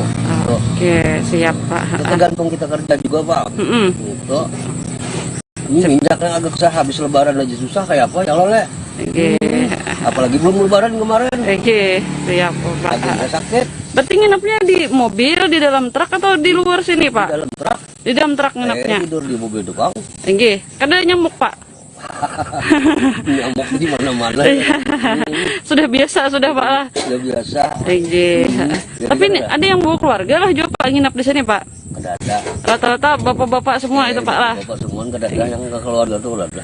Kalau ada yang bawa anak itu kada ada, Pak lah. Kada ada. Perayaan setahun kepemimpinan Wali Kota Manado Andre Anggau dan Wakil Wali Kota Richard Swalang dirangkaikan dengan launching Batik Manado pada Selasa 10 Mei di Ruang Serbaguna Pemkot Manado.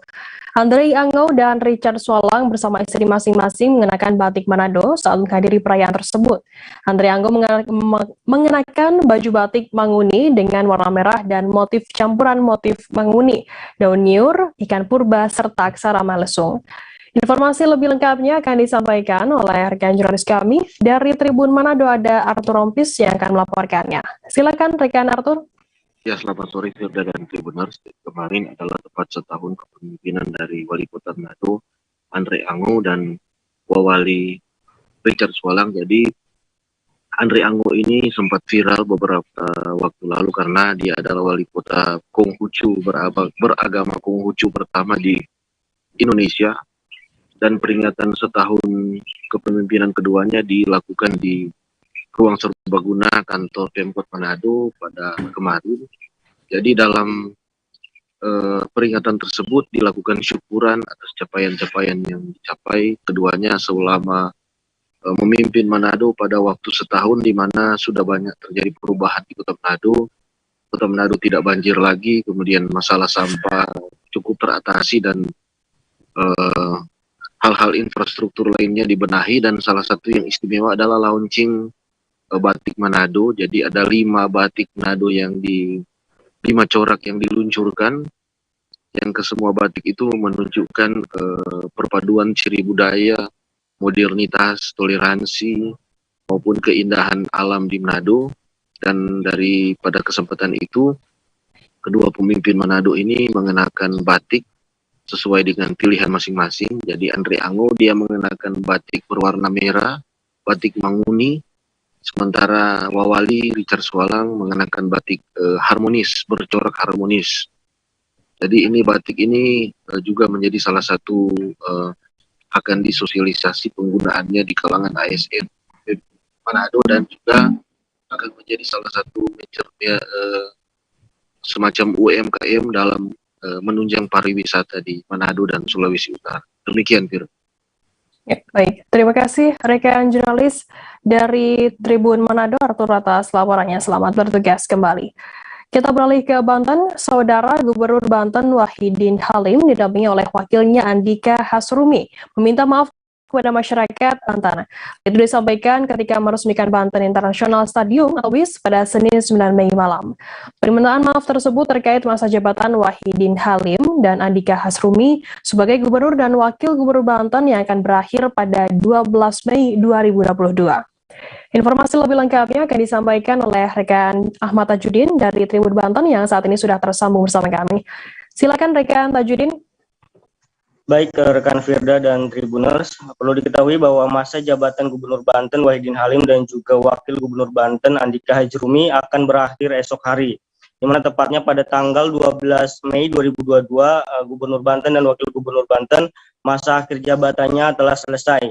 Di mana sebelum akhir masa jabatan Gubernur Banten dan Wakil Gubernur Banten selesai, Wahidin Halim menyampaikan permintaan maaf kepada masyarakat ketika melakukan peresmian Banten International Stadium yang digelar pada 9 Mei 2022 kemarin. Di mana permintaan maaf itu ia sampaikan kepada masyarakat Banten yang hadir dalam acara peresmian tersebut, di mana ia mengatakan bahwa selama menjabat sebagai Gubernur dan Wakil Gubernur Banten, dirinya belum bisa memaksimalkan dan belum memenuhi harapan-harapan yang diinginkan oleh masyarakat Banten. Kemudian sebelum mengakhiri jabatan masa jabatan tersebut yang akan berakhir esok hari ini, Gubernur Banten Wahidin Halim dan juga Andika Hasrumi memohon pamit kepada masyarakat Banten, di mana ia meminta izin kepada masyarakat untuk berhenti sejenak untuk beristirahat sambil bertafakur dan muhasabah diri. Di mana dalam kesempatan ini yang ingin disampaikan Gubernur Banten, di mana dirinya sebelum mengakhiri masa jabatannya, Wahidin Halim mengatakan kepada masyarakat bahwa dirinya sampai dengan hari ini perlu disampaikan bahwa dirinya mengaku tidak pernah melakukan tindakan melawan hukum ataupun penyimpangan yang bisa menyebabkan dirinya terjerat kasus hukum. Hal itu disampaikan oleh Gubernur Banten pada saat berada di stadion atau di Banten International Stadium, ya, di hadapan seluruh masyarakat yang hadir di sana, Firda. Ya, baik. Terima kasih rekan jurnalis dari Tribun Banten Ahmad Tajudin atas laporannya. Selamat bertugas kembali. Kita beralih ke informasi selanjutnya, Saudara. Stadion Gelora Bandung Lautan Api atau GBLA yang berlokasi di Kelurahan Rancanumpang, Kecamatan Gede Bage, Kota Bandung dipastikan dapat digunakan untuk markas Persib Bandung di ajang Liga 1 musim 2022-2023 Juli mendatang. Sekretaris Komisi C DPRD Kota Bandung, Ferry Cahyadi Rismafuri memastikan bahwa Stadion GBLA dapat kembali digunakan untuk menggelar pertandingan Persib Bandung. Informasi lebih lengkapnya terkait hal ini akan disampaikan oleh rekan jurnalis kami dari Tribun Jabar, ada Cipta Permana yang akan melaporkannya. Silakan rekan Cipta. Ya, terima kasih Firda. Pada saat kemarin, Selasa 10 Mei 2022, Komisi C DPRD Kota Bandung yang dipimpin oleh Wakil Ketua Sekretaris Komisi C DPRD Kota Bandung, Ferry Rismafuri, meninjau langsung kondisi serta kesiapan pemanfaatan dari Stadion Kebanggaan Masyarakat Jawa Barat, yaitu Gelora Bandung Lautan Api atau GBLA, di mana lokasi ini dipersiapkan atau diharapkan dapat menjadi home base bagi tim kebanggaan masyarakat Jawa Barat, yaitu Persib Bandung, untuk mengarungi kompetisi Liga 1 musim 2022-2023 yang direncanakan akan bergulir pada Juli 2022 mendatang. Berdasarkan pengecekan di lapangan yang dilakukan oleh Komisi C bersama Kepala Dinas Pemuda Olahraga Dispora, Bapak Edi Marwoto, dan jajaran OPD pemerintah Kota Bandung lainnya, bahwa beberapa fasilitas yang ada di sana disebutkan dalam kondisi persiapan atau dipersiapkan untuk menggelar acara event tahunan tersebut. Namun ada beberapa fasilitas yang perlu dilakukan percepatan perbaikan yang salah satunya terkait masalah fasilitas penunjang seperti toilet dan bangku penonton yang karena faktor cuaca warnanya mulai pudar. Namun secara keseluruhan bahwa Ferry Cahyadi Rismafuri mengatakan bahwa kondisi GBLA dalam keadaan siap untuk menggelar event sepak bola Liga 1 musim 2022-2023. Hal yang sama juga disampaikan oleh anggota Komisi C DPRD Kota Bandung itu Volmar Silalahi bahwa GBLA ke depan bukan hanya digunakan sebagai sarana atau fasilitas berkegiatan pertandingan sepak bola saja, namun ia berharap akan dijadikan sebagai sport tourism, yaitu olahraga yang dipadukan dengan pariwisata. Nah, selain itu juga berdasarkan keterangan dari Kepala Dispora Dinas Pemuda dan Olahraga Bapak Edi Marwoto mengatakan bahwa GBLA dalam kondisi baik-baik saja, tidak seperti apa yang digambarkan di isu-isu di luar sana, dan mengatakan bahwa GBLA siap untuk digunakan oleh Persib kapanpun Persib membutuhkan stadion tersebut untuk melakoni laga tandang di kompetisi Liga 1 musim 2022-2023. Demikian, Firda. Ya baik, terima kasih rekan Cipta Permana dari Tribun Jabar atas laporan Anda. Selamat bertugas kembali. Tribuners, akan kami tampilkan wawancara yang tadi sudah dihimpun oleh rekan Cipta dari anggota Komisi C DPRD Kota Bandung, Volmer, dan juga Volmer Silalahi, dan juga Kepala Dinas Pemuda dan Olahraga Kota Bandung, Edi Marwoto. Berikut liputannya untuk Anda. Setelah sekian lama kita pandemi COVID-19, kemudian kita selesai cuti dan libur Idul Fitri, tentu ini kesempatan pertama diambil oleh Komisi C untuk melakukan peninjauan daerah Kota Bandung yang sangat ikonik, yaitu Tor GBLA. Ini salah satu ikon di mana warga Kota Bandung khususnya dan Jawa Barat pada umumnya sangat berharap segera bisa dimanfaatkan untuk event-event olahraga peningkatan prestasi. Kita berharap bahwa nanti pola pemanfaatan dan pengelolaan GBLA ini bisa dilakukan secara profesional begitu ya, tetapi juga harus ada visi pengembangan GBLA ke depan, karena kita ingin GBLA ini merupakan sarana olahraga pengembangan prestasi dan sekaligus menjadi Kota Bandung ikon olahraga di Jawa Barat khususnya dan di Indonesia. Kita tahu bahwa beberapa kali Jawa Barat, Kota Bandung menjadi juara begitu dari event-event olahraga skala nasional begitu ya, dan tentu kita berharap ini menjadi semacam pengembangan sport tourism. Jadi ada sarana edukasinya, ada sarana prestasinya, dan ada sarana pariwisatanya. Nah, dengan demikian kami berharap ada percepatan kaitan dengan segera dilakukan kerjasama untuk pengelolaan, sehingga bisa dalam waktu singkat kita bisa menikmati berbagai event olahraga prestasi di Kota Bandung, ditambah lagi event-event lainnya untuk meningkatkan pariwisata di Kota Bandung. Terkait anggaran, ya intinya Dewan mengecek sampai sejauh mana lah kondisi GBLA yang sebenarnya. Pada prinsipnya bahwa PSSI mendukung ya apa yang menjadi kebijakan eksekutif dan dari pemerintah. Cuman memang dibutuhkan proses percepatan. Seperti harapan dari Boboto, GBLA ini seperti apa dan kedepannya akan seperti apa. Kalau kita lihat memang GBLA ini kita akan proses kerjasama, dan yang ketiga memang ini sudah melakukan proses. Mudah-mudahan di tahun ini sudah ada pemenang mitra. Dan namun dari itu juga Dewan tadi mengharapkan ada proses percepatan. Intinya bahwa GBLA bisa dipakai Persib atau tidak itu sebenarnya. Rami tadi jawab, insya Allah bisa kita GBLA kapanpun bisa digunakan Persib. Nah, insya Allah itu minta harapan dari Dewan coba disampaikanlah ke publis agar publis juga mengetahui sebenarnya tidak ada permasalahan dengan GBLA sebenarnya gitu. Cuman kan kita juga perlu ada koordinasi dengan pimpinan LBU karena Kita ke DKI Jakarta, Saudara.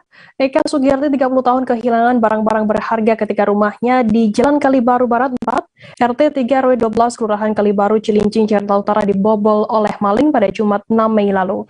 Dari sekian banyak barang yang diambil, salah satunya adalah uang tunai senilai 30 juta rupiah yang ia simpan di dalam lemari pakaian. Eka mengatakan uang itu sangat berharga bagi keluarganya. Pasalnya uang tersebut adalah tabungan yang dikumpulkan Ibunda Eka untuk berangkat ke Mekah demi menunaikan ibadah haji. Informasi lebih lengkapnya akan disampaikan oleh rekan jurnalis kami dari Tribun Jakarta, ada Gerald Leonardo yang akan melaporkannya. Silakan rekan Gerald. Ya, selamat siang Firda dan juga Tribuners dimanapun Anda berada. Memang dapat saya laporkan bahwa pada hari Jumat 6 Mei 2022 kemarin, tepatnya dini hari, telah terjadi kasus pembobolan rumah kosong di wilayah Kalibaru, tepatnya di Jalan Kalibaru Barat, RT 3 RW 12, Kelurahan Kalibaru, Kecamatan Cilincing, Jakarta Utara.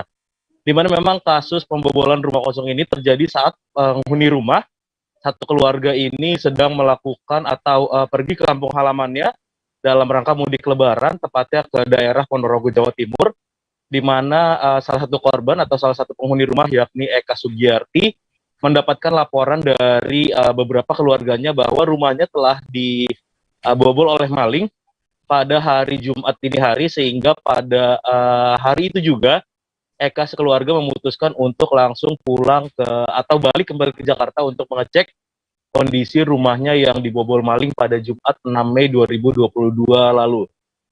Firda dan juga Tribuners, memang dapat saya sampaikan dari hasil atau dari aksi pembobolan ini, Eka Sugiyarti dan sekeluarga mengalami kerugian sekitar 60 atau 50 sampai 60 juta, di mana para pelaku pencurian ini atau maling yang diduga berjumlah lebih dari satu orang telah mengambil beberapa barang berharga dari rumah Eka di Jalan Kalibaru Barat itu, di mana beberapa barang berharga yang disebutkan oleh korban yakni meliputi uang tunai 30 juta, satu unit TV 50 inci, dompet, satu unit laptop, beserta beberapa barang-barang berharga lainnya. Firda dan juga Tribuners, dari aksi pencurian ini atau aksi pembobolan rumah kosong ini juga Eka sempat melaporkannya ke aparat Polsek Cilincing, dan saat ini aparat kepolisian dari Polsek Cilincing juga masih melakukan upaya-upaya penyelidikan untuk mengungkap siapa-siapa saja para pelaku yang melakukan aksi pembobolan pada Jumat 6 Mei 2022 lalu. Dan adapun dari kerugian ini, tepatnya uang 30 juta yang hilang dari rumah Eka ini, memang disampaikan oleh korban bahwa uang ini adalah uang yang dikumpulkan oleh ibundanya untuk kepentingan naik haji, dan memang uang ini sudah dikumpulkan dalam jangka waktu tertentu dan disimpan di dalam sebuah dompet yang juga diletakkan di selip-selipan baju yang pada Jumat dini hari lalu memang diambil oleh para pelaku pembobolan rumah kosong ini saat Eka sekeluarga sedang berada atau sedang mudik ke kampung halamannya di Ponorogo, Jawa Timur. Firda. Ya, baik, terima kasih rekan Gerald dari Tribun Jakarta atas laporannya. Selamat bertugas kembali. Dan Tribuners, akan kami tampilkan wawancara dari Eka Sugiyarti 30 tahun, korban sekaligus penghuni rumah. Berikut liputannya untuk Anda. Kejadiannya itu hari Jumat dini hari ya, menjelang subuh, sekitar jam 3 sampai setengah 4-an.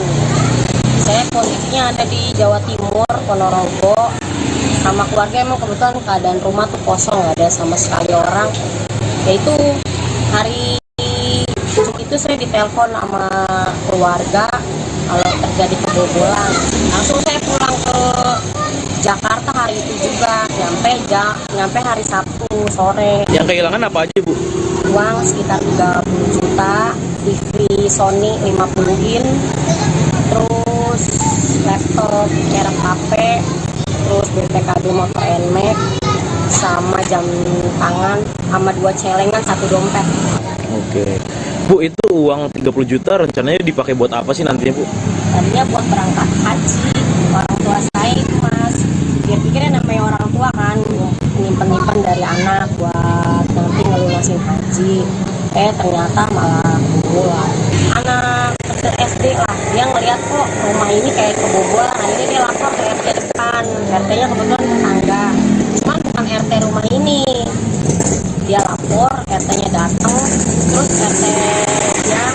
lapor ke RT saya beneran gitu, RT 3. Dan selebihnya saya nggak tahu. Barulah RT itu manggil keluarga saya, baru divideoin laporan ke saya. Udah saya dapat itu doang. Pelakunya ini masuk dari mana sih, Bu? Kalau dengar cerita ya, pertama tuh yaitu naik pintu atas dari asbes. Berhubung asbesnya susah, dia turun ngebobol pintu dapur. Berarti dia masuk semua dari pintu dapur yang Dari pintu dapur. Sebanyak 6 kepala kepolisian sektor atau Kapolsek yang di jajaran Polres Landak dimutasi atau pergantian jabat pada Selasa 10 Mei. Pergantian 6 Kapolsek tersebut ditandai dengan serah terima jabatan atau sertijab yang dipimpin langsung oleh Kapolres Landak AKBP Steffi Fritz. Untuk mengetahui informasi lebih lengkapnya akan disampaikan oleh rekan jurnalis kami dari Tribun Pontianak, ada Alfonsius Pardos yang akan melaporkannya. Silakan rekan Alfon.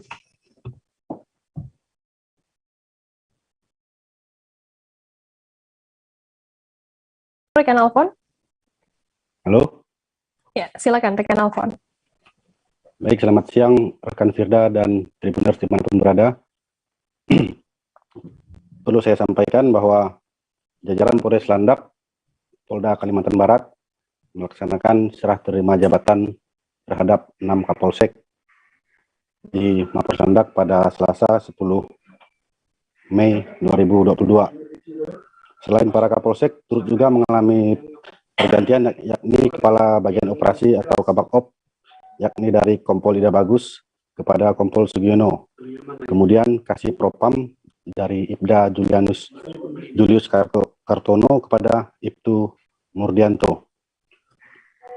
Sedangkan ke-6 Kapolsek yang melaksanakan mutasi rata-rata adalah pejabat lama, sedangkan khusus untuk Kabak-Op memang merupakan pejabat baru, rekan Firda.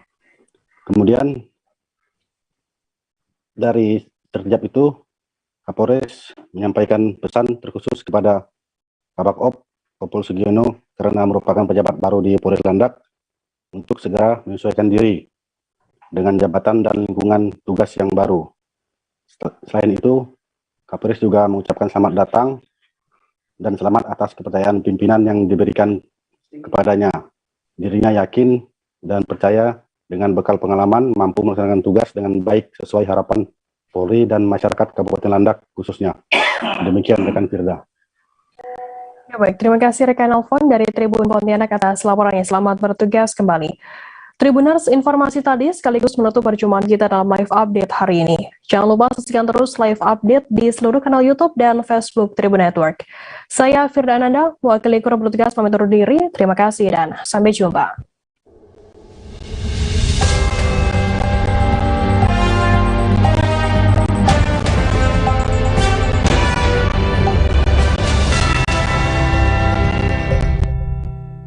Jangan lupa like, subscribe, dan share ya!